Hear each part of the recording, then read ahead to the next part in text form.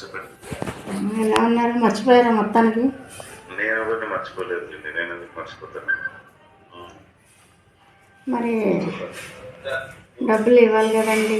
Interest లేదు, పైసలు లేవు, ఏమీ లేవు.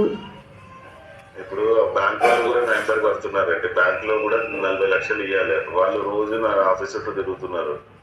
వాడేమో ఎక్కడనో పారిపోయి ఎక్కడనో ఉన్నాడు. సో అన్ని పైసలు ఇప్పుడు నేను వాడేమన్నాడు, ఇప్పుడు రాజా పైసలు అయితే నేను కట్టుకుంటున్నా మెల్లమెల్ల అయినా కానీ, ఇప్పుడు రాజా రచిత ఇవి వాళ్ళ ఇంట్లో అవన్నీ వాడు చూసుకుంటా అన్నాడు కదా.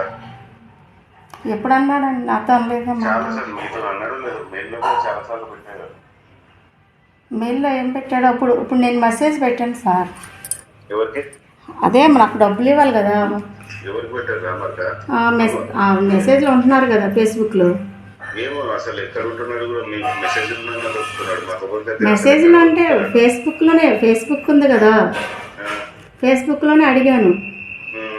అడిగితే నాకు డబ్బులు ఇవ్వాలి కదా మరి అమర గారు, మరి ఇప్పుడు రవి గారు చూస్తే మీరు ఎక్కడున్నారో మీ ఆయన ఎక్కడున్నారో నాకు ఏమో అర్థం అవట్లా.